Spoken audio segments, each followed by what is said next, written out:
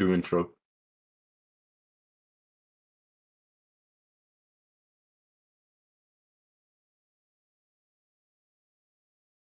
And I do believe we are live then in VDRL Season 9, where we will be racing around the Austrian mountains then at the Red Bull Ring. Joining me in the commentary box as of right now, it's Mr. Nedzo. Nedzo, I would say welcome back, but I think that's your line to say today. How have you been? I have been well. We're going to a track here in Spielberg, Austria, where we're going to see close action, tight track limits will play a part, and lots of close racing with the 3 consecutive DRS zones. And this should be a very interesting venue to see how the dirty air works in this game. Absolutely, and it's going to also be a great indication of, or qualifying is going to be a great indication of, well, I was going to say setups, but it's raining, so I don't know, do you go a bit higher wings? I was just doing some practice around Austria earlier today, and if you have higher wings, that dirty air in the third sector, it pretty much wipes that away completely. I mean, there's still some effect, but it's not as bad as with what you normally run. But then also you sacrifice that straight line speed down the straightaway, so it is going to be very interesting to see what these drivers do setting up their cars. Also with this rain here, very excited about this. The last 3 races then, I'm going to quickly go ahead and look those because I've not seen them. Yep, we'll just do standings. So yeah, we can also go through standings then. So yeah, Spain, Italy, and Japan were the last 3 races. TS leads Ruben Huertas by 53 points, and then Kevin is 92 points off the lead. So while that does sound a lot, you gotta remember we do have that changed point system here in VDRL. It's new for Season 9. And then for the constructors, Sauber leads 22 points out of Williams, and then a further 10 out of Ferrari. And this is pretty much, we're past halfway through the season now, so it is crunch time, Nedzo. It is crunch time, and in this qualifying session, obviously, Parc Ferme is off, and the drivers will be upping their downforce. I think there's a rough guide that in intermediate conditions, you want to put your front wings and rear wings up about 10 or 15, and then in wet conditions, you want to have them up at maybe 20, maybe 25. That's an increase on what you previously had. Now, I'm not sure what the usual wing levels will be around here. It'll be down on the lower end, I believe, probably around maybe 10. So I'm expecting to see, in intermediate conditions, I'm expecting to see around 30 maybe for the wings in this qualifying session, and it will allow the drivers to have a bit more corner and grip, traction, a lot of other stuff going on. But then again, we could also get it drying out towards the end because these are only intermediate conditions. Absolutely, so we'll have to wait and find out as this short qualifying session just got underway. We are on board with the McLaren of Finishing Hart. I think he's a reserve for it. He might have picked up a full-time seat while I was away then, but I remember he was back racing between like seasons 3 and 7, something like that, if I'm not mistaken. About to start its first lap then, coming around the final 2 corners, which is also very easy to go over the white line and invalidate. So I think this race, it's going to show the drivers' patience being stuck in a DRS train or just swapping every lap, but also being able to stick down and not pick up too many warnings because of the dirty air. Yeah, you've got to be careful, obviously. It's a very short lap as well, without in dry conditions, about 1 minute 3, 1 minute 2 on a flying link, and you've got to fit 20 cars onto a track, so you're bound to have some issues with traffic. I know with intermediate conditions, the lap times will be longer, but it doesn't mean that the track is going to get any less difficult with traffic management. So, Finishing Hart, we can see he hasn't been affected so far. Everyone is keeping out of the way, but we could see some issues with that towards the end of the session as we come through turns 5 and then into 6 now. These will be important places for track limits, as well as the last 2 corners as he struggles through 7, not able to properly hit the apex there. But this is the banker time we're going to see. Everyone is going to have to try and match this. He's missing apexes left, right and centre, and that's a problem for Finishing Hart. He needs to make sure that he's able to hit those more succinctly next time round. But the default time for us that we'll be going for is a 1 minute 13 at .328. Yep, and now we wait for Dylan to make his way across the line. Stay Daisy going quickest by 8/10 ahead of Nicholson there as Michael slots into P3. Now the first of the two Red Bulls. Only P5 just barely behind finishing Heartland. As now we wait for the man who's second in the championship, chasing down Tias, and Tias is here today. He's got a bit of traffic towards the end of his lap, then shouldn't affect him too much. Now it's foot to the floor and towards the line for Ruben Huertas. It's a 1:11.7 as he goes P3. We missed there, Kevin going second, but it's the other Ferrari currently on provisional pole, the one that has always been there around the top 5, around the top 7, but never really fighting for a win then. But Stay Daisy currently on provisional pole. He is currently on provisional pole, and I mean, he was brought in towards the end of last season with the sole intent of being a good teammate to Kevin.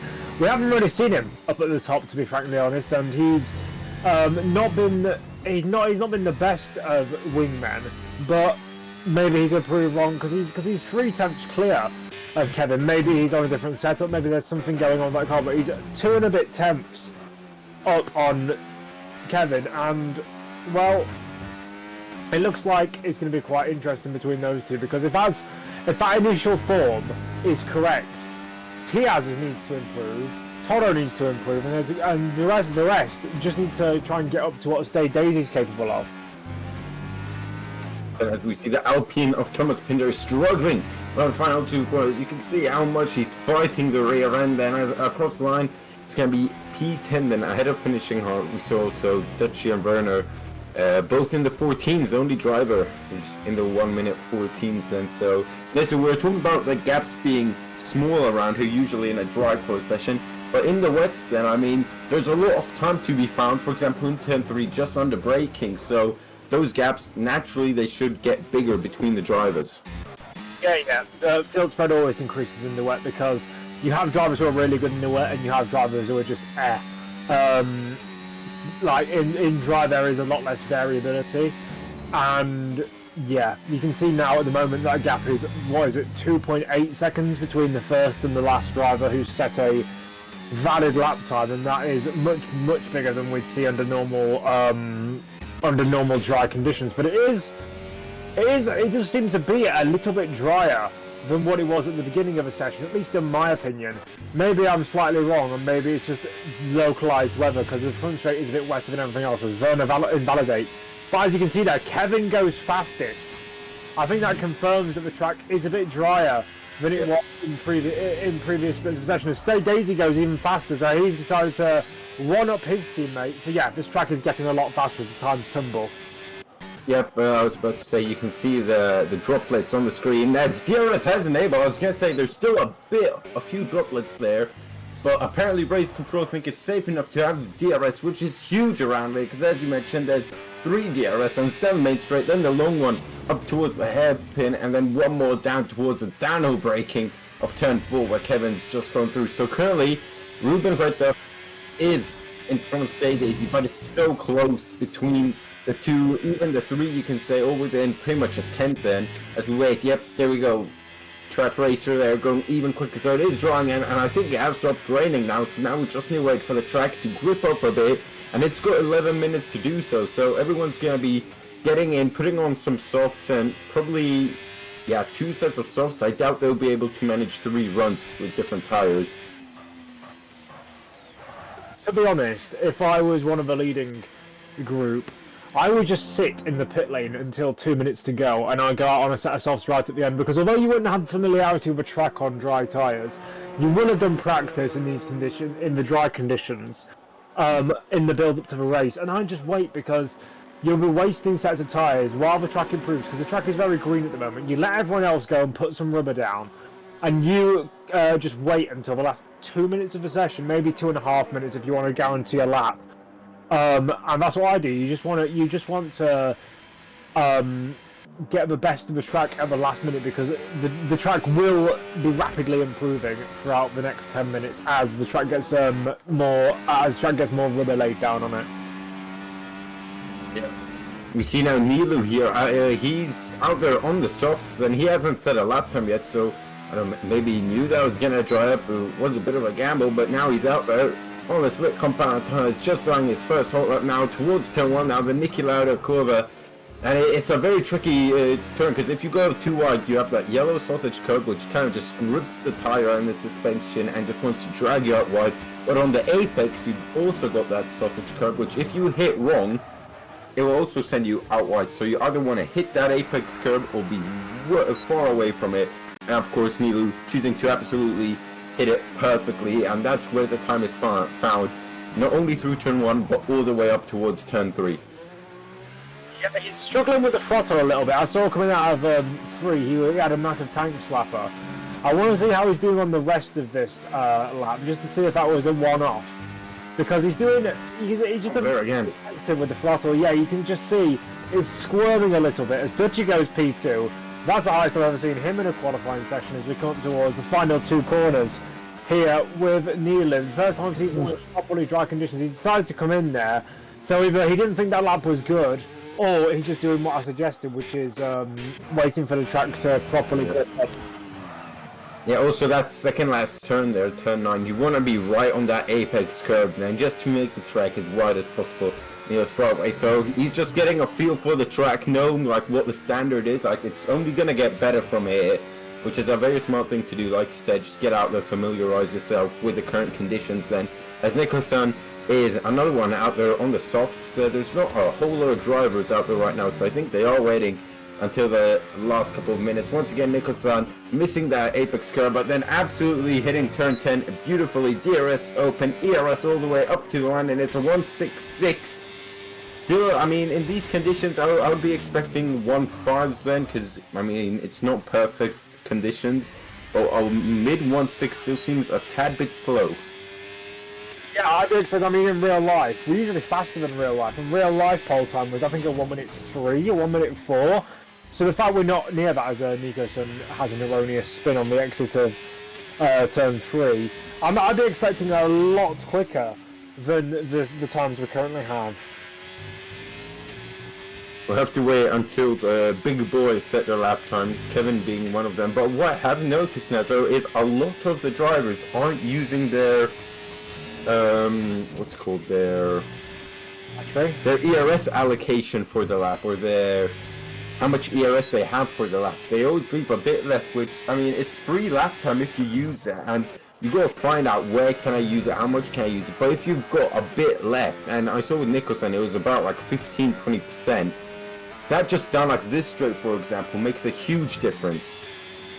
It does make a huge difference. I mean, this track is all about Kevin has not looked how much he has left. Yeah, it's all about deploying that ERS in the correct places. It's a very weird game where it reminds me of F1 2018, back when you had 5 different ERS modes and you had to juggle them all during the qualifying lane. It's not as bad as that, but on a lot of tracks you basically have to learn where all the ERS deployments are, which is stupid. I mean, there are certain tracks where it's completely unique, like Monaco, where you go on hot lap for the entire lap and you're deploying ERS out of every single traction zone. This one's a bit more, a bit more strategic and a bit more relaxed. But I think Kevin might be coming in at the end of this lap because he's not got any ERS in the tank, or he's going for another lap. He is going for another lap on those tyres. Those are going to be fried if he's not careful. Tiaz has gone fastest at a 1:05.4, but we're still 1.5 seconds off a real life pole time.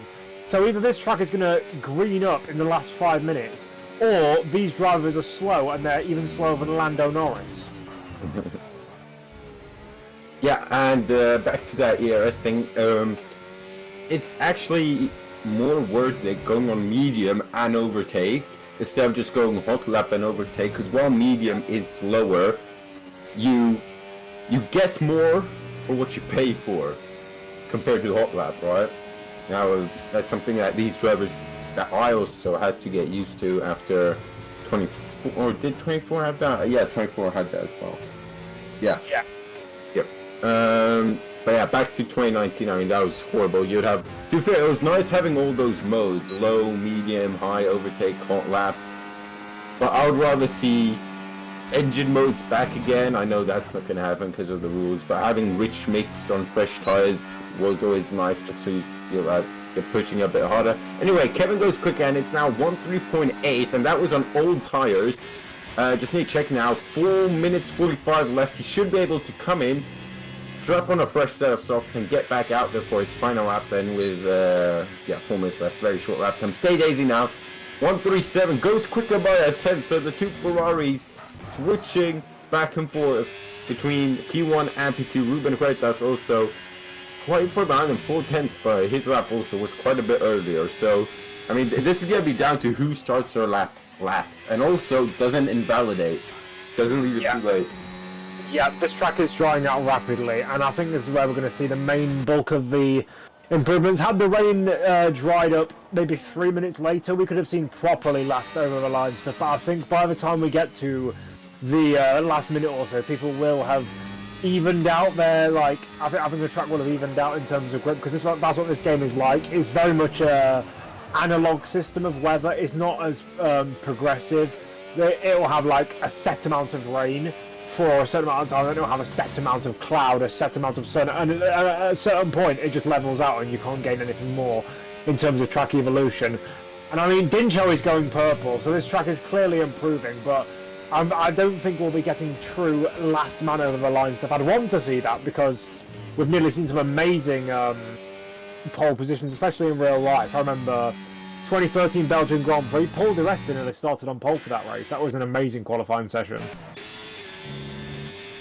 Yeah, we now wait to see the final couple of minutes of qualifying. Then quite a few drivers in the pits then, as they are doing exactly what Neds was expected, just waiting for the likes of Remus, the two asses, just to lay down a bit more rubber.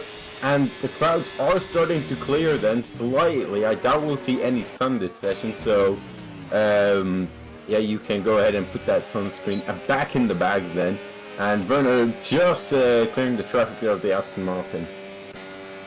Yeah, he is. I just saw Remus do an interesting line for turn 1. I'm not sure if he was trying to gain time there by skipping turn 1. But yeah, back to Werner. He's on a push lap, I believe, and he's... Yeah. We'll see what his exit was from the turn 3. But we'll see what his second... actually, we've gone past the first sector split. We'll have to see what his second sector split is coming from turn 6. But he's got a little bit of traffic to deal with. There's a Sauber in front of him. And he's just slightly... I mean, he's actually pretty much bang on to that apex. 1.7 seconds up on his previous time. That would currently put him into the top 10. Not the greatest of runs, I can't lie. That's not the fastest he could possibly go. As he's very conservative through the final 2 corners just to try and get a lap in, I believe. Up to the line he comes, that is P7. Yeah, not the greatest of laps there from Werner. He needs to hope that no one improves, and I think everyone needs to improve, to be frankly honest. So I don't know why he staggered his run. Yep, they're starting to make their way out of the pit lane. Stay daisy on an out lap. You can see still a few cars in their pit garages, or in their garages. Then they should be making their way out soon, because out lap would be around 90 seconds here. You'd suspect, not going full blast, of course. But yeah, I don't think those. Who is that? It's a Mercedes, a McLaren, and a Kick. Remus finishing hard, and there's contact. Nicholson and the Red Bull of, who is that? Dylan make contact. Exit of turn 4 then. Not sure exactly what happened there, and it seems like Nicholson needs to get out of the way but can't really. That's a problem for him. That's a problem for him to deal with. But yeah, it seems that 3 drivers haven't gone to their last laps. I mean, that's a bit risky in my opinion, unless they're saving tyres for the race and they know something we don't know about the weather. I think that's a pretty stupid decision. Drivers to look out for though. Nilu, he's not set a valid lap so far. Misses at the apex at turn 1 by maybe 6 inches, and that's going to really put him off for the rest of this lap. And although he could do well overall, because he's shown some very good flashes of pace over the past couple of races, that was a real shame for him there. It's 20 seconds to go, so there are some drivers who are close to the line. I believe one of the Williams, Toro, has just come across the line. He's going to be, I believe, the last man over the line, apart from maybe Track Racer, but I don't see him being a threat for pole position.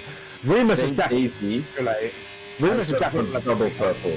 Daisy has just gone purple in sector 1 and purple in the second sector now. He's only got 2 corners left, or she, I honestly forgot. They only have one cut now. It's only a bit of a straight DRS opens and across the line, and surely they're going to improve their app. Yes, it's a 136, improved by roughly a tenth. And Kevin is also improving, though. The two Ferraris going toe to toe in qualifying as they are fighting for that front place on the grid for the race later on. It's 36 laps, and who's going to start on pole? Kevin. He's only got 2 more corners to go, 2 high-speed corners. There's a car coming into the pit lane. That's going to be slightly off-putting then. 1 more corner to go then, and it's going to be ERS up to the line for Kevin. And is it going to be enough for pole position? It is, by 2/10 then, as I doubt there's going to be anyone who can challenge that. The Nilu has abandoned his lap, or something's happened with him. Can Toro, as Track Racer now gets blocked by a stake. What's Toro doing? He's only got a few points left, or where's Toro? Yep, so some big shocks in qualifying. Tia's only 13. Toro, Nico-san, Nilu, all right down the back. Dincho. Yeah, Dincho's shown some good form in the last couple of races. I'm surprised Nilu got invalidated, I believe, on his lap because he crossed the line and he didn't improve. As William has joined us at the end of qualifying. Yeah, I have joined us at the perfect time. Oh, Van Dijk's still in pole position. That is a shock. Yeah, it was a wet dry quality session where it was just about making sure that you're out at the right time at the end to where the track is fully gripped up, and the two Ferraris know that Stay Daisy excellent pace to get ahead of Ruben Freitas. And this seems like it's Kevin's race, you know, his rivals are far behind, a race where he needs to win this to get back in the championship hunt. It's also a prime opportunity for another, Kevin Botto. But Kevin leads his teammate then, as it's a Ferrari 1 and 2, Ruben Freitas in P3 alongside Dincho, and Thomas rounds out the top 5. Top P6 there goes to track there, P7 Luca, P8 Remus, P9 Lucek, P10 Werner in the Mercedes, P11 Dylan, 12th goes to finishing hot McLaren, 13th T.S. Corbin after not so good qualifying at all. Vassas there, P14, P15 Dutchy, P16 Michael, P17 Nikos on P18 Toro, P19 Elu, there you go, and 20th Froby, there you go. Reading off my stream, but we're set for a good Grand Prix, I think. Yeah, and I told Ned this, but I was doing some Austria practice because I've got a league race on Sunday, and I honestly think the 2-stop is a genuine option around here. Unless you don't, because you've got so many high-speed turns, right? You've got the final 2 turns, which are both left front tire killers. You've got turns 5 and 6, which are also hard on the front right, and you need tire grip around here, because otherwise you just can't brake as light. You're going to start running wide, you're going to start invalidating or getting warnings. So I think the 2-stop is a genuine option around here, as long as the drivers aren't too stubborn. I mean, Nedzo, that's a question for you, but we've got the countdown going, so who wants to do it? I would like to do it as my first time back. Go ahead. Thank you very much. Here we go then. A season 9 of VDRL around Austria. It's 2, 3, 4. Fire lights are on. It's a Ferrari front row walk out, and it's lights out. And away we go. It's a good start by Kevin. Look at Ruben Freitas also getting involved. It's a great start by the Williams. He's looking to go from P3 to P1 in a couple of meters. Then the second Ferrari has spun it. Then as it's 2 by 2, also some ghosting involved. But Stay Daisy then from P2 out of the top 10. Then as Ferrari. The Ferrari of Kevin still leads going up towards turn 3. That's a pretty good overtaking spot, but Ruben not managing to get past now. Now slide by slide all the way from P5 down to pretty much P12 or so further behind as well. We got the stake, the kick, the Mercedes all racing away. Kevin still leads. Now it's the RB of Track Racer and Luca going side by side into turn 4. The RB manages to get ahead of the older sisters team, or of the lead team I should say, further behind. Then all the 2x2 action has managed to stabilize going into the second sector, but still side by side. You can see the stake and the Ferrari there finishing high on TS. TS already up 3 positions starting P3. Nilu also up quite a few positions, as well as Toro. So they're making well use of this early phase, as Dincho has DNF'd somewhere, so 2 stars from qualifying, and they're P17 and P20. What a start from Ruben as well. He was absolutely flying up the front. Now Kevin already setting that benchmark at 109.5, but we're still early in the race. That's a move further back actually from Tiaz as well, as I believe he's just got by Werner and is slowly making more positions up. He's already gained 4 and there's plenty of laps left in the race to go. So it'll be interesting to see what he can do. On board with Nilu now. Nilu making that move round Werner as well. No, he's not. He was fighting with Michael. So Michael's going to look for that inside, almost locking up there. And remember, Michael's on that hard combat tyres, also finishing hard, also trying to make this move again on Michael. So those hard combat tyres are not up to the temperature yet. Side by side action between him and Nikos. Nikos going to try and go down for the inside line. He manages to keep him off. That's McLaren also joining as well, finishing hard. Just going to try and stay back, wait for an opportunity to come again. But still, Michael stays ahead of that trio. Now, well, the fighting for the low points paying position has already begun then. As Kevin 6/10 out of Ruben Huerta's Martin. Let's go ahead and take a look at the tires. As I saw, like for example, the top two, both the mediums, we did see someone hard. So there you go. Everyone on mediums, apart from Remus, Dylan, Michael finishing hard, and then Dutchy and Froby, who was just in the pit lane then, probably due to some front wing damage. I also did see Werner is missing a front lift end plate, if I'm not mistaken then. But now DRS has been enabled 1 lap ago. Can Ruben find a way by Kevin? And these two, they've been racing each other for so long. And I remember, I think it was season 5, and it was the first race where Ruben was properly fighting at the front with Kevin as well. And it was half wet, half dry, maybe even inters. They were coming down to turn 4. Ruben locks the race with like 5 laps to go, and his first race win is sent spinning and drifting away. He's looking for redemption today. The multiple time champion then looking to get past the Ferrari. And Ruben is going to catch up to Kevin as well. I think my stream's just glitchy, but that's just me. Sorry. Ruben's going to try and can. His moves as well. But you know, it's just a waiting game for him as well. It's got all it needs. It just this job, and we know he's more than capable of doing that, because look at that, he's getting even closer this time using his as well. But now, as we've inviting someone else, I think someone actually will be leaving. But look at that, Ruben already fighting there, already for the lead of the race straight away now, and has taken P1 on lap 4. So he is absolutely flying on this pack now. Now what can he do? Can he pull away from Kevin Van Dijk, or will Kevin just stick behind? It's just a DRS game. We've had that so many times throughout this season, and even last season as well. It's just a DRS train that just kicks in, but it's just going to keep an eye on who will manage to manage it well. But Kevin is still going to try and set up, but let's keep an eye on Trat in P3. He's slowly hunting them down, Yellow. Yeah, as long as you manage to stay within the DRS here, you should be good to go. You just need to make sure you get a good run here through 10, 4, 5, 6, 7, 8, 9, and 10.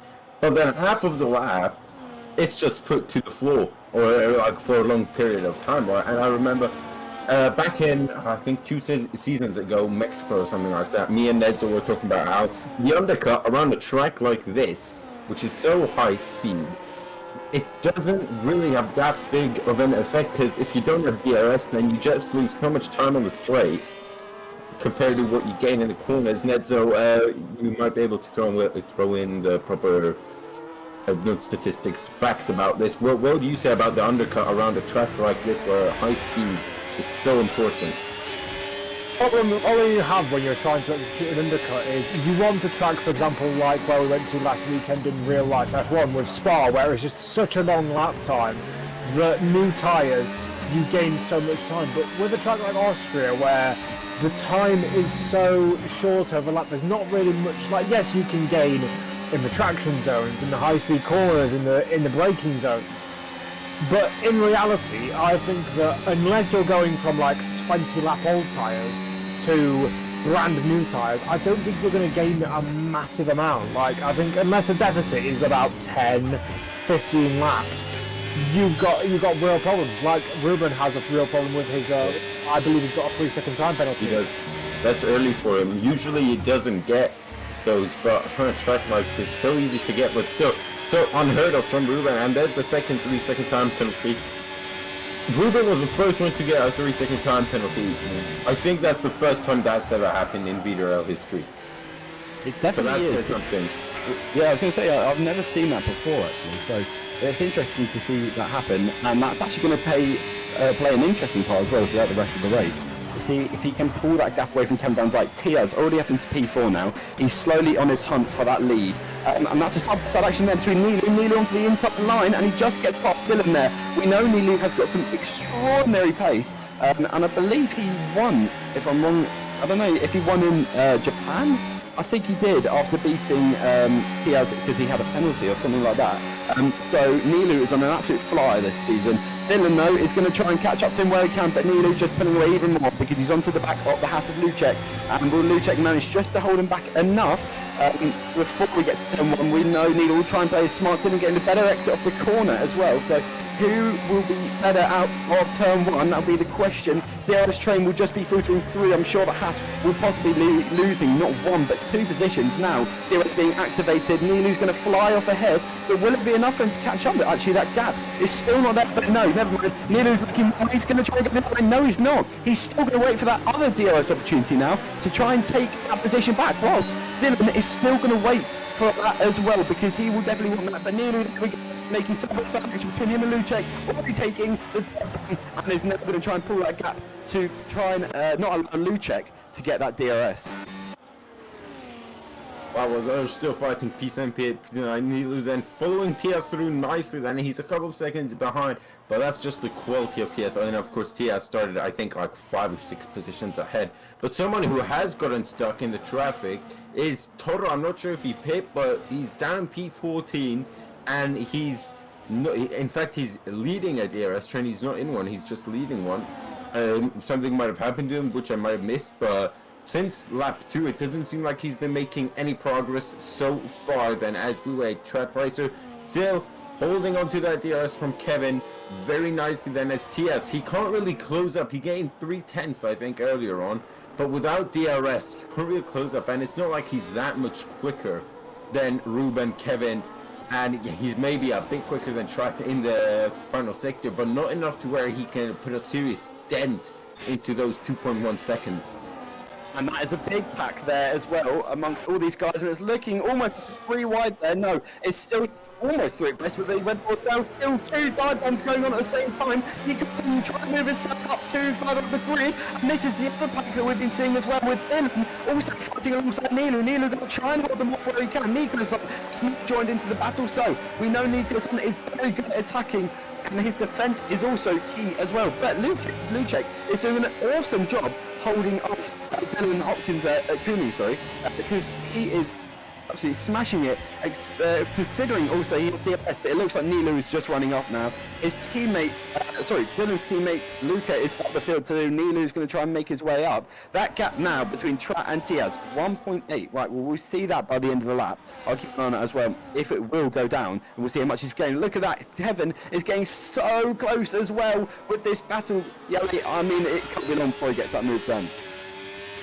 100% then, but he's just, you can see now he's in on charging up his battery. I could imagine Ruben's doing the same, but Ruben's struggling a bit and going wide. Then yeah, you can see, I think Kevin had like 50% ERS compared to 60 compared to 30 then, so Kevin's just sitting behind, but you can't sit behind for too long because eventually he's, of course he's using less tires now in the DRS train. But you want to use your tires as well coming to the end of your stint. Now I would imagine these guys pit around lap 15, 16. Ned, so do you have a better idea than that? I would say around 15, 16. Well, that's generally the strategy around a track like this, or around a race like this. Usually when you have a 35 lap race, you want to do 15 laps on the mediums and 20 laps on the hards. That's usually what it's been on all the previous F1 games. As Nilu's actually gone in. Nilu's going for a 2-stop. He will be doing that to try and get out of the kind of these DRS trains, these problems that you have with trying to advance through packs. I think it's a bold strategy, but it could work.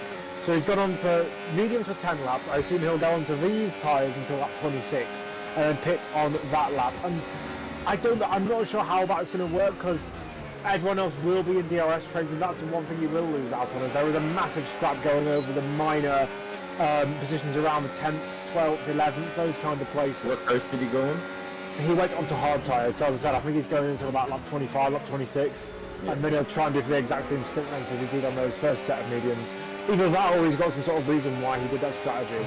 As Tiaz is absolutely reeling in the guys in front of him. 1.3 seconds now. I guarantee that within the next 2 laps he will be on the DRS train, unless he's coming into the pit lane, which he is.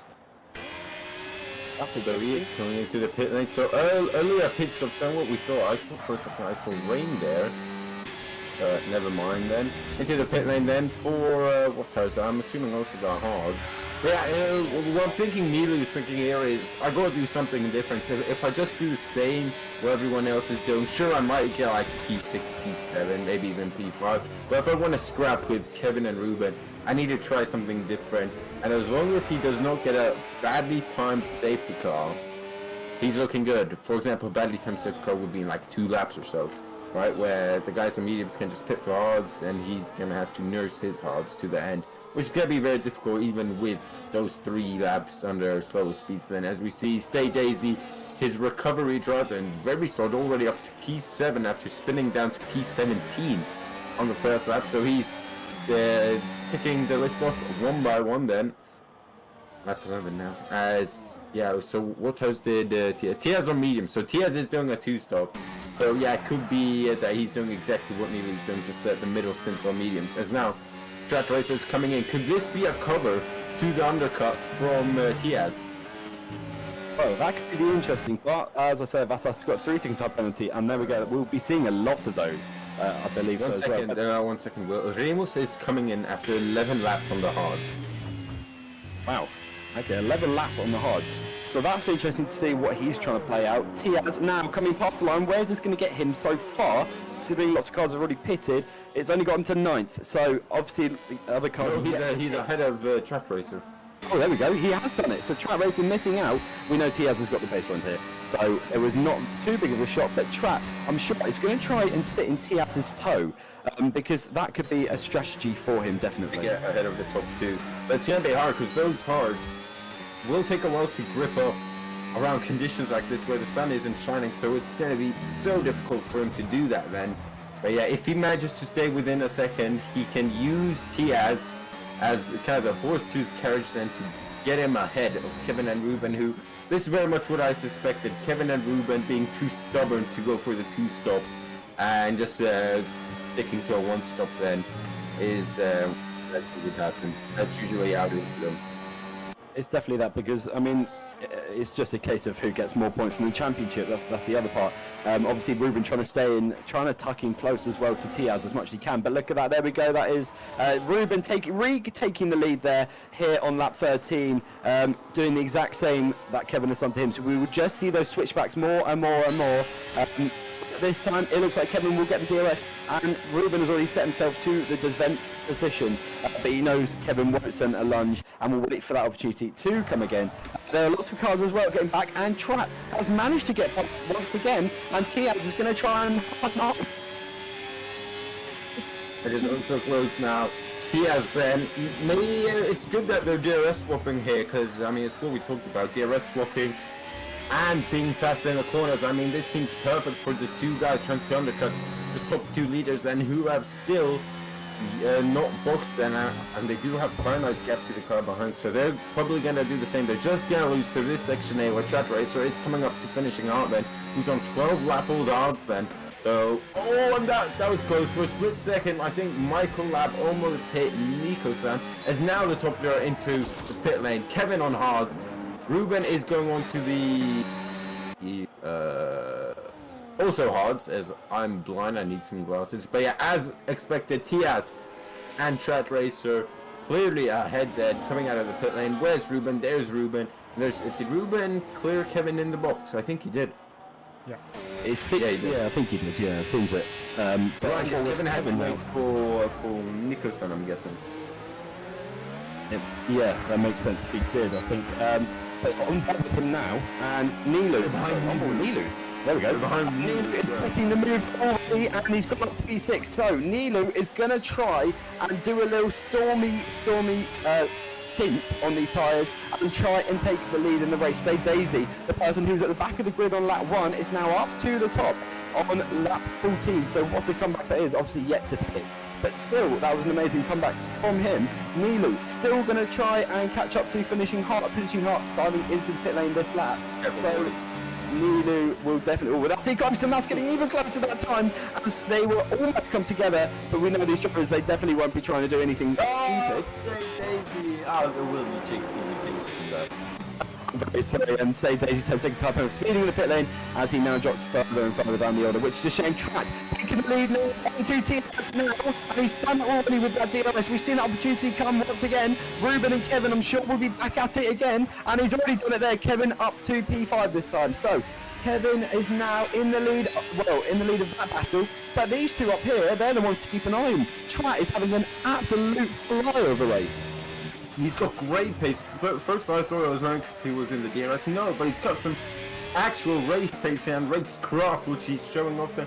And just pointing out that Remus is ahead of Kevin and Ruben, so the stubbornness of the two leaders has led them down the pack then to where they need to fight their two drivers before they get to the proper challenger for this race win. That has Nilu 2.2 seconds behind them. Remus barely holding on to the DRS as well on the fresh medium. So Kevin and Ruben, they've left themselves very vulnerable despite being on between 2 and 3 lap fresher tires.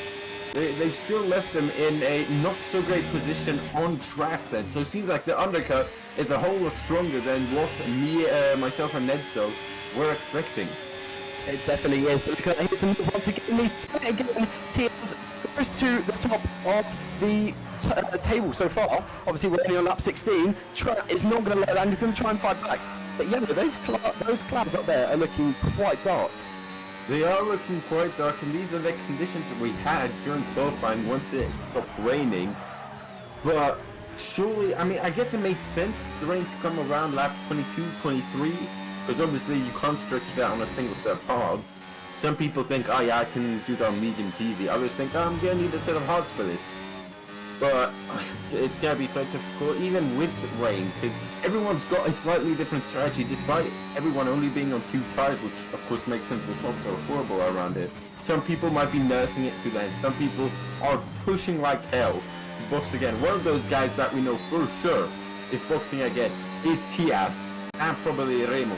The rest who are on hard might be able to drag it out, but you're going to lose so much lap time in them that it might not even be worth it. So it's a tricky one to call then. And once again, it's going to be a DRS swap as the gap is now 3 seconds to Nilu. So TS and Shot Racer, I'm telling you, get them in the same team next season and they will accomplish big things together. As Kevin is now coming up to Remus, who still got DRS from Nilu. Nilu is his husband, the oldest of the leaders. In fact, the oldest on the grid if you don't count production now.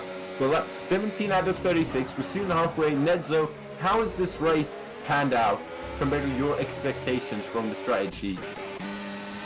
Well, I expected that the undercut might have a bit of an advantage because the time you spend on those newer tyres. And what I'll be looking for now though is obviously got Kevin, Ruben, and Nikos in the next car to those who pitted a few laps after everyone else. I want to see how quickly these incremental gains happen on these newer tyres, because at the end of the day, those tyres are 2 laps newer, and that will give them, especially towards the middle and end of the stint, it will give them a little bit of an advantage because they'll get to the cliff a bit later than everyone else. And more importantly, I want to see how Tiaz and Track Racer work together, because at the moment, I think those mediums are faster, and I think that Tiaz should be the one leading them through the middle sector. Towards the end of the stint, I think it should be Track Racer leading them through the middle sector. And if I was Tiaz, I'd be kind of struggling right now, because a guy is just as fast as me on hard tyres, and he's got to go for hards at some point to get them to the end. You can't do three medium stints. So if I was him, I'd be wondering where my pace is, unless you can match his pace on hard tyres, just like Track Racer can. So it's all to play for then, as for the lower positions, the Alpine and the McLaren fighting away. And then But yeah, Nilu, gaps now will kind of stabilize around 2.6, 2.7 then, as those four behind are trying to close up on the two leading runners then, as I didn't for a second see a bit of sun, but that sun has quickly disappeared then as Trap Racer once again flying past the stake up the hill and towards turn 3 then, as he's probably gonna spend this time, as now Kevin's gonna try on Ramos. This is a big move if he can get it, but tries on the outside of 3 now, tries to get a good run and a good drive out of T3 now and towards turn 4 using all of the battery to get ahead. This is going to be a huge move. Can Ruben Freitas follow through as well on the outside then?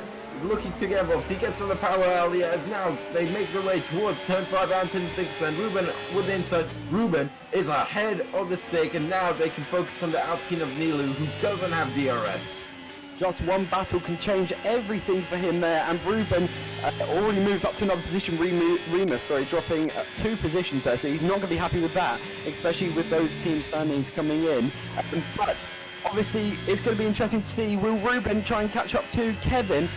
Kevin is on the back of Nilu as well, so we want to see what this DRS train can do, whether it will bring along Kevin up further. If Kevin can just stay ahead of Ruben, or even just a second behind Ruben, it doesn't matter, he will still be ahead in that race. But obviously Ruben's rival in the lead of the race is not what he wants to hear, and Trat is trying to keep him at company. He's looking up the risk completely. Remus almost going around, but saving himself there, just about completely looking his tyres. Late braking, trying to catch up to these guys, not focusing too much. I think he just wasn't ready for that one, but thankfully he's back into his headspace again, and he's going to try and he keeps locking up those tyres, Yelly. You can hear him. Yeah, and around a track like this where there's a lot of uphill braking, a lot of downhill braking, a lot of corners where you're turning and braking or just barely dabbing the brakes, like this one here, you'd expect a bit of locking, but it seems like he's really struggling with the mediums after only 8 laps. I mean, he only did 11 laps on the hard, so it could be another early pit stop, maybe a hard medium hard for him, or which, I mean, that you got to work on your tire management skill if you're using 2 hard tires in a race with no safety cars. But still, the 2 out front Vasta is picking up another 3-second time penalty. And now once again, we've seen this move before, and tell you what, if their DRS swapping this much, surely they're on raining their tires that much, as now Kevin gets ahead of Nilu and he's finally set free, I think 6 laps after his pit stop to go chase after the leading 2. But yeah, they're not pushing the front 2 right now. Someone who is pushing is Kevin, who's using more tires. So it's going to be interesting to see whose tires will be in better shape if they do end up going to the end. Of course, TS needs to box eventually, and I'm assuming that pit stop will come in the next 5 laps. It definitely will, but here comes one of the MPs and one of the Red Bulls, both going forward. Michael just staying ahead of that battle there, and Dylan is just going to have to try and stick it behind just for now, and hopefully go for the opportunity to go. Yellow flag up front, who's that? He's gone round. That is Dutchy, I believe. He's on the soft compound tyres, so he's obviously just trying to get for the speed, maybe trying to get the fastest lap as well. Obviously, I don't know if it counts as points in this one, but anyway, he's going to try it. Ruben is still not ahead of Nini, but Kevin is. And look at his Tiaz all the way into the back of the track. So we're going to see another swap, actually. It wasn't a very good exit from Tiaz, but still, didn't make a difference. And it looks like those two just pull over for each other and just go, go on by and I'll get you next lap. Almost kind of thing. And yeah, that's definitely the case for these guys. Now, Kevin is going to take an advantage of that. Whilst they keep swapping and using all their DRS and battling, this is allowing Kevin to get even close to the lead. And I'm sure we can see Kevin catching up to these guys within the space of 3 or 4 laps. Yep. So then he's gonna once again be in a DRS train where he's gonna be behind someone with DRS, and with them swapping, you have to be very close to the leading car. That's gonna be very difficult, especially with that third tier that he's gonna suffer throughout this section. But he is closing up quite a bit, so those fresh tires are certainly helping out. They definitely are helping him out, that's for sure, and he definitely likes that as well. But look at this Trat. It is looking like he's going to box so is Tia. So into the pit, Kevin will take the lead now. Hopefully none of them, I'm not going to jinx it if they get a penalty for speeding. No, they seem to be okay, thank God. Nunes lost himself to P2, sorry, and P3 goes to Ruben. Where is he going to come out? That's the question. I think he's going to come out 5th, which is a really good for him, unless he is dropping further. No, he's dropping further back, so it's not going to work for him. But if this rain does come, which I don't know, I can see a few blue skies, but I can't see that much, and I can see quite a few grey. But it's, it's been a while, and Yellow, you said it would be around lap 23 if it was going to come. So I don't think it's going to be after that 30. no, so I think that pretty much this rain has done is we get a lovely side shot of the Red Bull ring here. But Nilo is going to try and set up to Kevin when he can, hopefully making that DRS move. Obviously, that's really the big news you see here. This DRS train is just such important, was so important at these tracks as well. But I mean, Ned, are we expecting to see these front three pit as well? Well, I expect to see them pit, yes. What I was thinking that Nilo was being strategic and letting Kevin through because he's on newer tyres. So they're newer to the point, but they're not newer to the point where he's going to pull away out of the DRS ring. So what Nilo can do is he can pick up 3 DRS off of a guy who's on faster tyres, which in my opinion is an incredibly smart tactic that Nilo's deploying here, because when Kevin comes in for that final pit stop, I believe he's going to he can still go onto the medium tyres. But if these two come in together, Nilo knows that he has a bit of extra pace in hand because he's been on these old tyres for so long, and he can potentially try and overtake him there.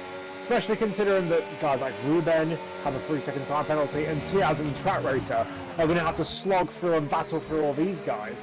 We could be on for a good race here to the checkered flag on strategy and on pure on-track overtakes, which is what we love here as well at VDRL. So Trat is going to try and set off to top going a bit more. He's not having a good race too. He's already on 3-second time penalty. And no one can contact as well there. Trat, that is not going to go well. Toro may be a bit of fault for that one for swinging across. I'm not defending, anyway, Tix now on back, and Toro's really holding up. This is Ruben's request. Ruben's special request has been pulled out. And it is done, well, it's done amazingly, but Tix is still getting to Toro. I can only imagine he'll be getting to the pit lane, but that was some interesting defending there, Yellow. Yeah, I mean, you'd expect that, considering that is Ruben's teammate there. Also, I'm wondering, why they go for... I mean, we know why Tiaz went for the hards, right? Because he can't go for the mediums, but... I'm not sure why Track went for the hards and not the mediums. Unless he doesn't have another set of mediums, which might be the case. But then it would be weird having 2 sets of hards. So, very interesting there, what they decided to go for.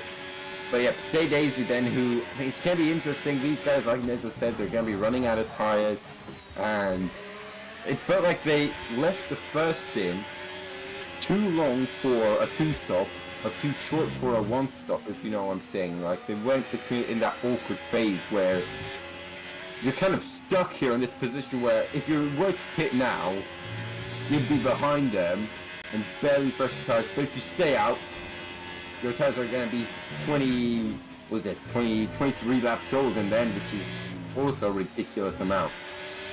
It's too much, that's for sure, and that's not what the drivers really are going to aim to do. Ruben already setting off to Kevin now. Remember, he's still got his 3-second time penalty, so Ruben is still practically comfortably in the lead there. Nico's on in P3. He has got 3 seconds. Look at that, State Daisy with 10. 13 there for Remus. Fastest is 9 seconds. That's a move there as well. But Ruben is getting even closer this time to Kevin. Will he get that move done anytime soon? He definitely will, but when will it be? The type of situation between those two is interesting as well. Tiaz is on the back of Trap after Trap. Rear-ended Ruben. Toro, Ruben's teammate, which was some interesting defending. That will definitely be noted down to the stewards of causing collision. But Kevin is trying to, he's going to try and he knows that Ruben has got that penalty, Yellow. But I mean, do you think he'll just easily let him by? It's going to be tough to call. I mean, Ruben might feel like he can remove that penalty. If he can, but of course I think he's going to hold him back a bit. But of course, just sitting in the DRS is also a very smart choice. So it'll be interesting to see then what he decides to do. I honestly don't know, because around a track like this, like we've said, 3 DRS zones, it might be worth it just sitting behind someone who's on fresh tyres.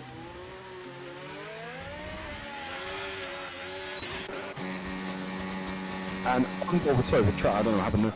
Trot is not going to try and catch up to Nikoson when he can. Nikoson fighting with State Daisy. So State Daisy is back up at the top. He obviously still hasn't pitted yet, neither is his top 3. And as Mezzo was saying, we can expect some more pit stops soon.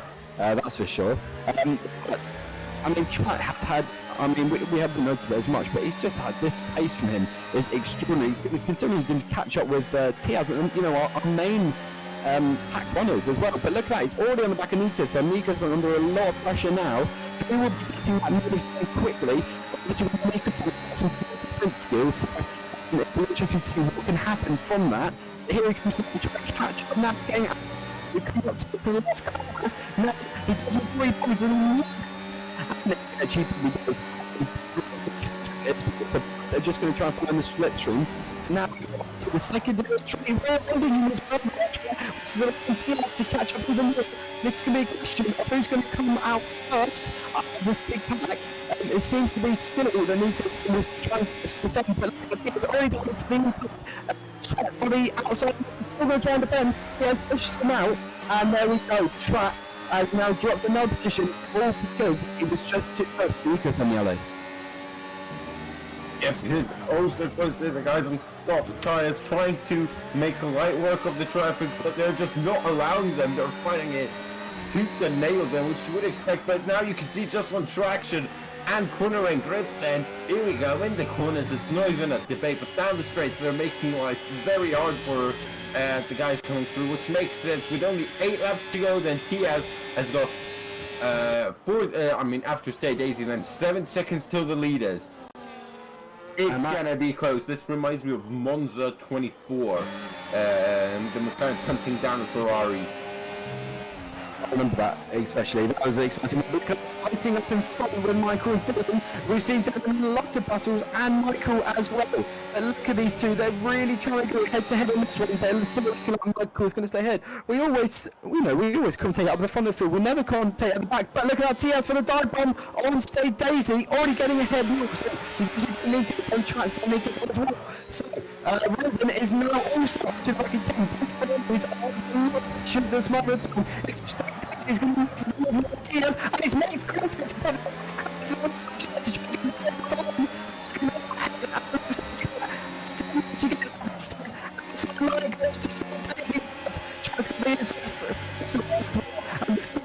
but also an unbelievable fighting between those two. Obviously, Ruben and Kevin just getting even closer. There's 0.3 of a gap there. But Stay Daisy obviously was trying to get that position back, but it just wasn't enough considering he was fighting with the others.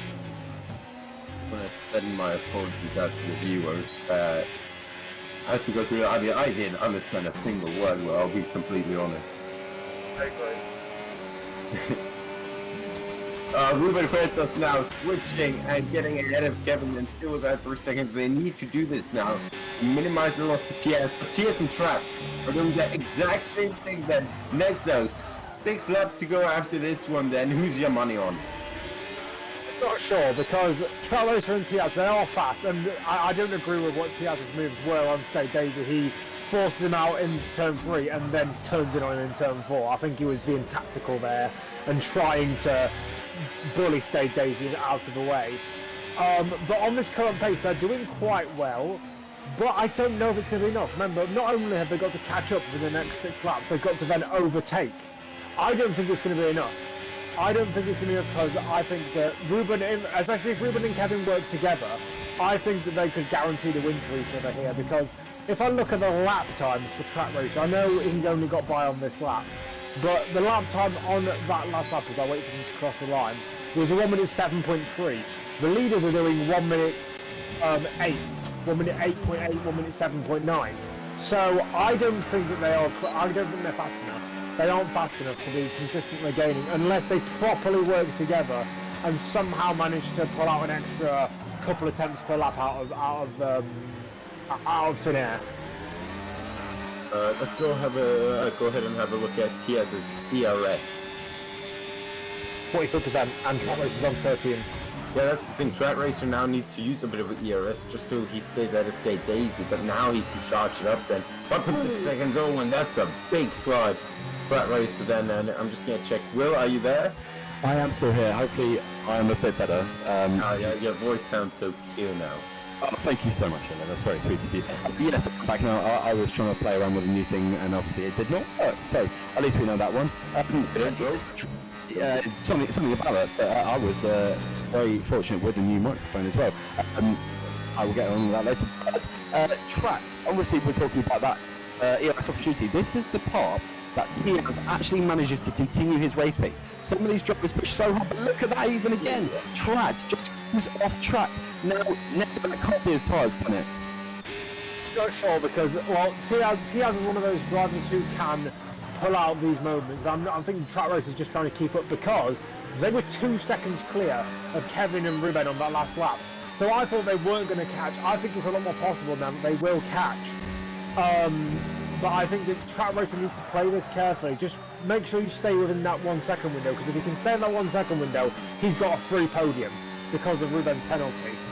But I mean, he's not playing it carefully at the moment. He's being a bit too aggressive, and I think he's trying to push to try and potentially re-overtake Tiaz, and he's burning out his rear tyres doing so. Which is not good at all for him, and we know Trat has had such a good race so far, and he doesn't want to spoil it all now. But the current standings, obviously, of Ruben is still really interesting to see how he can continue. Obviously, Kevin is still onto the back of him. It's a 0.8 gap, almost putting it out to a second, but yet still enough. Remember, he's got a 3-second time penalty as well, which has affected him too much, which is a shame. And he will obviously drop down only to P2, unless Tiaz will pull back. But you know, that's the interesting part. But Trat, I mean, he is trying to catch up to Tiaz, and that's obviously what Neto was saying, he's burning out his tyres too much. Locking him up, and look at that going so deep as well, almost missing the apex. So he's just got to, I think he's just got to bring it home at this point, Yellow. Yeah, I 100% agree. Secure the P4 instead of risking spinning. And can we just talk about Toto? I mean, he's had a day to forget, and 12 seconds of penalty. I mean, we know Toto usually picks up the 3 seconds. But he's had a rough time lately.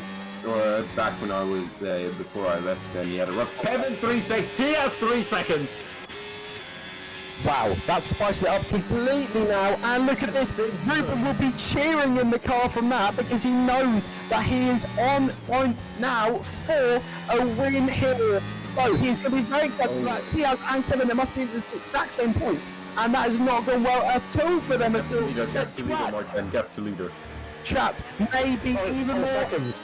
And that has really got to push now as hard as he can. He's got Tiaz in his sights already. If he can get past Tiaz, he's already secured a podium. But we know his tyres are just a bit interesting. Is that someone who's posted out in front of us? That's not one of our racers in front, or the front runners up in front. I think that's just a back marker. But obviously, Trat and Nilu are going to try and go at it. Obviously, that's a 2-second gap as well.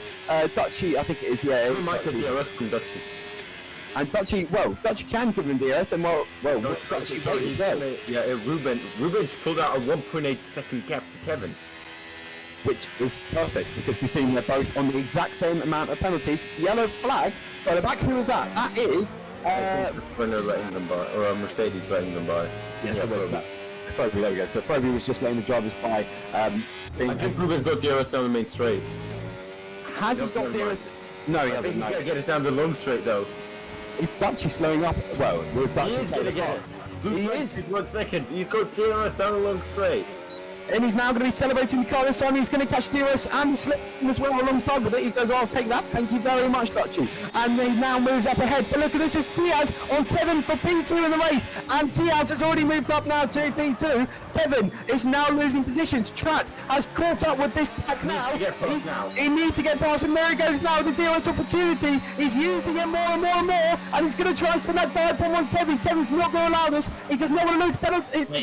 Lose a podium. But look at that. Down the inside track goes into P3. He's going to try and catch up with Tiaz. He's already on for a P2 finish. Will it be enough for him to catch up? Sorry, he will be on for a win actually, but missing this out to the leader. So Trat's just got to catch up as much as he can. But he said that Trat's tyres are also going as well. So I mean, it's in the bag. If you've got DRS and curtain for Ruben, it's all in the hands of this man right here. Tiaz will have DRS as well. Off the lap car. Just Trat. I don't think Trat has it. More time, go on Trat. He doesn't, and he won't get it from the back marker. Or will he? He might have DRS. As we start the last lap now, and Trat is on for this one now. Who will be winning this race? That's the question. It's a 2.1 gap there from Trat to the lead, and both of them have a 3-second time penalty, but Trat does not have a penalty at all. Tiaz is really onto the back of Ruben now, and it looks like Trat still not get DRS opportunity as well. So he's going to use all of his ERS, burning it out completely. Yellow flags out of the back, and I don't know who else. I might be Dutchy, I think, waiting for them to go by. But look at that. Look at Tiaz. Can we go and take the ball with Tiaz? He's all over the back of Ruben. These two are contenders for this championship so far. They will be taking the lead on track, but so far Pratt is still doing an awesome job. He's still got to try and just stay with him now because he can still win this race completely. Diaz all over the back of Ruben. Ruben's not going to like this at all, trying to hold him off as much as he can. Diaz more than looking for a move down the inside, and it looks like Ruben's going to cover him off, go for the switchback this time, and it still covers him off. And what's Diaz going to do? He's going to go for a switchback, making contact as well. But Tratt is going to stay, so the winner on the track goes to Ruben. But Tratt, with his debut race here, I believe, has won already, and that is unbelievable race, Yellow, from the last lap. Wow, and the top two, they were lucky to not get passed by Nilu as well. They were fighting so hard for the final two corners that Nilu almost managed to slip by the pair of them. Then you can see that then it was only half a second that Nilu needed there, but Nilu coming back then, everyone coming back. Tiaz, Nilu, State Daisy. What's happened to Kevin? 11th. He's 11th place. He's spun. So that was the yellow flag. He had a puncture, and he's got back. For Kevin. Oh, lads, I said at the start, it's a prime opportunity. Kevin to bottle this. Oh, rear left puncher. So that is Kevin, obviously having a rear left puncher there, which is just the last thing he wanted out of all of that, and he's just crawling back now, punching the steering wheel, I bet, as well. He will not be happy, but Yellow, what a race we've had. Wow, I mean, usually when you think of great races, right, you think of safety cars, you think of rain. We didn't have rain, not in the main race, but we had strategy. Genuine strategy. Like, it was Monza all over again. It was Hungary, Hamilton chasing down Verstappen. It was all of that fantastic racing as well. And in the end, Trap Racer takes the win out of Ruben Huertas. Tiaz in P3, then Nilu, good recovery drive from 19th up to P4. State Daisy P5, Nikos in P6, Luca in P7, then in P8 you have Michael, and running out the top 10 you have Remus in 9th and Lucek in 10th. 11th goes to Kevin Van Dijk after his rear left puncher on the last lap. P12 to Werner, P13 Toro after some interesting defending on Tratt.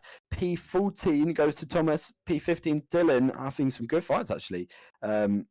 With Michael, who's actually finished P9. P16 finishing hard, P17 Vastas, P18 Froby, P19 Dutchy, P20 goes to, if I can get it up, P20 goes to Dincho after missing out on his first lap. So, don't go anywhere because we are now heading over to the interviews, but I believe we do say goodbye to Yale. Yep, thank you everyone. It was great being back in the hot seats after a long time. I shall be back.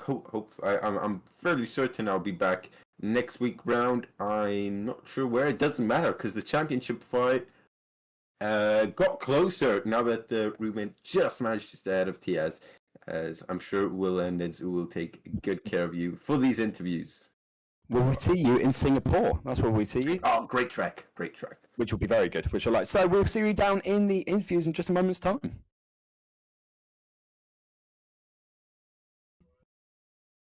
Right, well, we have had a hell of a race, and it is time to speak to our drivers. I don't know if Tratt will come in here. Hopefully, he will. I don't know if he will. I mean, Nedzo, just to sum up that race, that was just pure strategy, wasn't it? Yeah, it was. Those guys towards the end, one of the questions I want to ask is how some of them got to the end and some of them had punctures. I want to know the answer to that, but that is... Yeah, a good. I think that's another first winner in this league, and that's what we need. We don't just need a battle for the championship. We need some people to just throw a spanner in the works and say, actually, you know what? I'm gonna ruin your plans for winning the championship.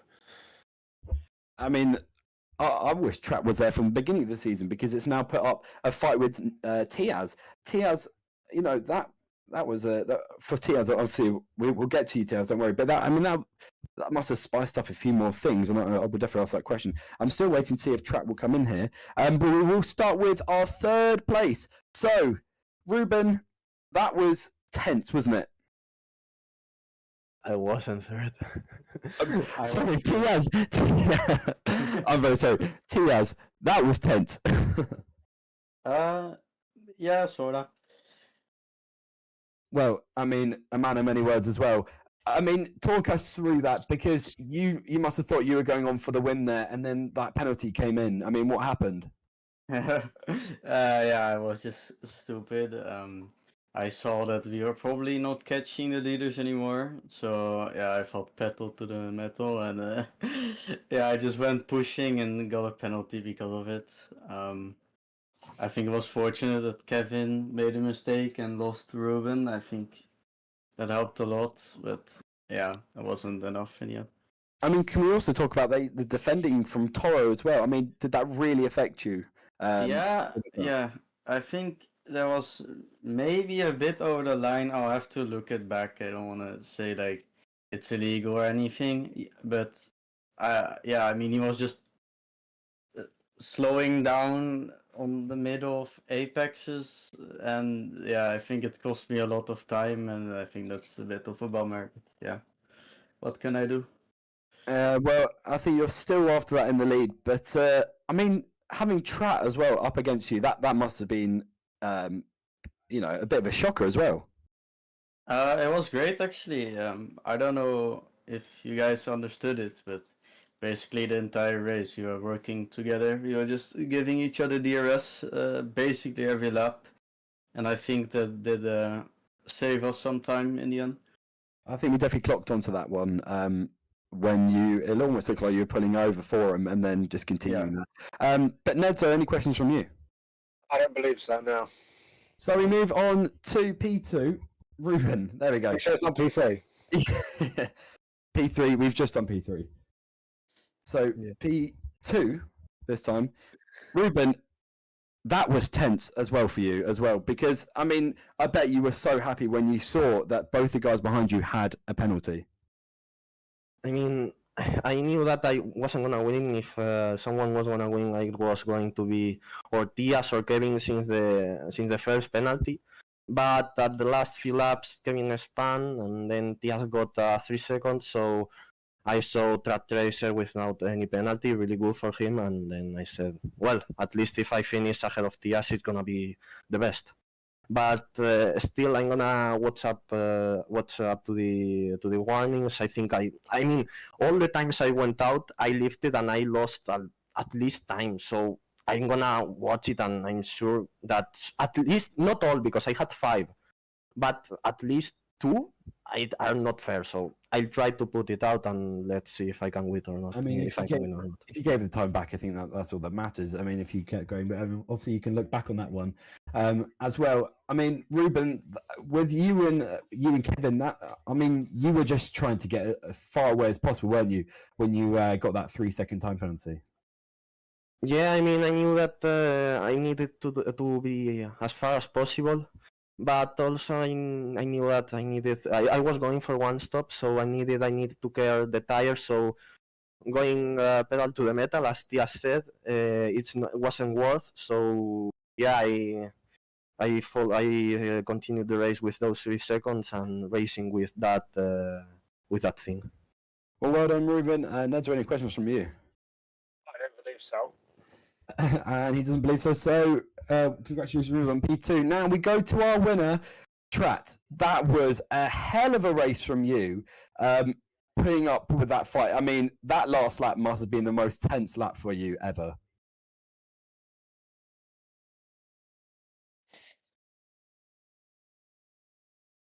I think Trat may be having a few mic problems. He might have just left himself muted. Trat, are you with us?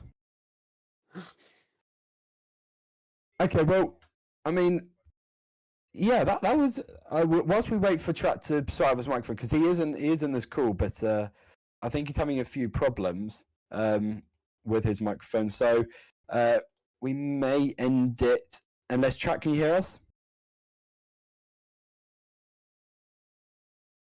Okay, so we've got no Trat, I'm afraid. So we will possibly be ending the race, but I'm sure Trat will be very, very chuffed with his win. out here in Austria. We will see you next Friday in Singapore. That will be very exciting, Singapore. That's such a tight track and everything. We'll definitely be on for some good battles there. But I don't think Chuck will be coming back to us. So until then, thank you all so much for watching, and we will see you next Friday in Singapore. So until then, goodbye.